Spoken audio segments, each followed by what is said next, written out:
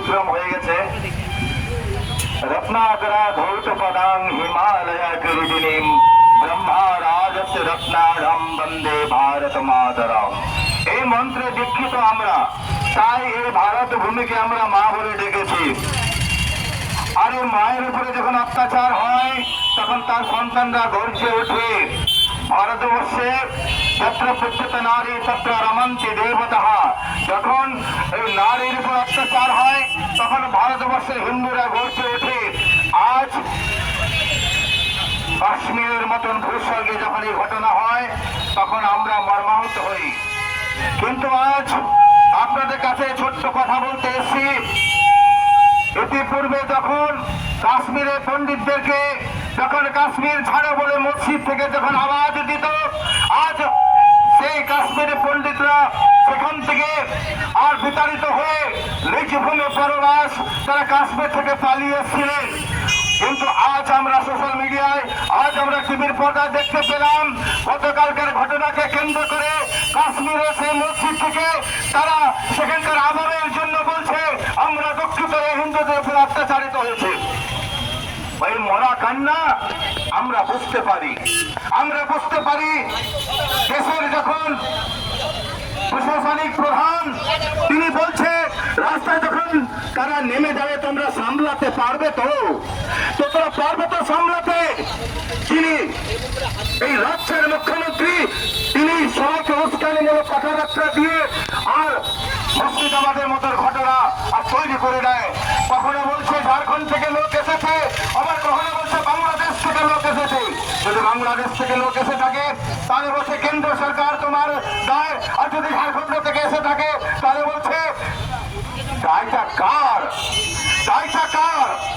আজ ঘটনার পরিপ্রেক্ষিতে আমি বলছি ছোট্ট একটা কোনো ঘটনা ঘটলে পরে সংখ্যালঘুদের উপরে আমাদের দিদি দৌড়ে চলে যান সেখানে।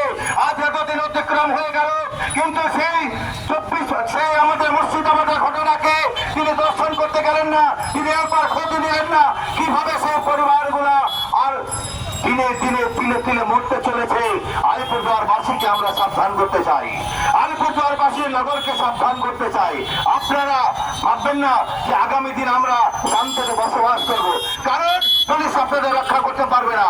পুলিশকে দেখেছি আমরা কিভাবে দৌড়ে সরকারের তলায় লুকোতে, পুলিশকে দেখেছি আমরা টেবিলের তলায় লুকাতে।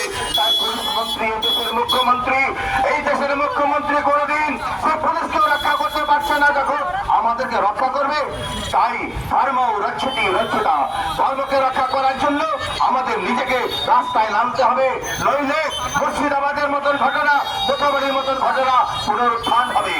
তাই আজ আমরা এই সায়ংকালীন সময় আপনারা যারা এই কথা আমাদের শ্রবণ করার জন্য অনেকক্ষণ ধরে দাঁড়িয়েছেন তাদেরকে অনেক অনেক ধন্যবাদ। এবং আপনাদেরকে ধন্যবাদ এই কারণে জানাই যে আজ এমন একটা সময় আমরা সমবেত হয়েছি যখন নাকি দেশের স্বরাষ্ট্রমন্ত্রী আর সেখানে যারা মারা গেছেন তাদেরকে সংবর্ধনা জানাতে পৌঁছে গেছেন, এবং সেখানে আমরা টিভির পর্দায় দেখতে পাচ্ছি অ্যাকশন শুরু হয়ে যাচ্ছে। আর কিছুক্ষণের মধ্যে হয়তো আমাদের কাছে কোনো খবর আসতে চলেছে। এটা সেই সময় নয় যে কোনো দেশের রক্ষীর মাথাকে নিয়ে চলে যাবে আর দেশের প্রধানমন্ত্রী চুপ করে থাকবে। এখন সেই সময় নেই বন্ধু, তাই আমাদেরকেও মাঠে নামতে হবে। আমাদের সম্পত্তিকে রক্ষা করার জন্য ওয়াকফ বোর্ডের নাম দিয়ে হিন্দুদের নির্যাতন, হিন্দুদেরকে আর মারার জন্য তারা পরিক্রম করেছে।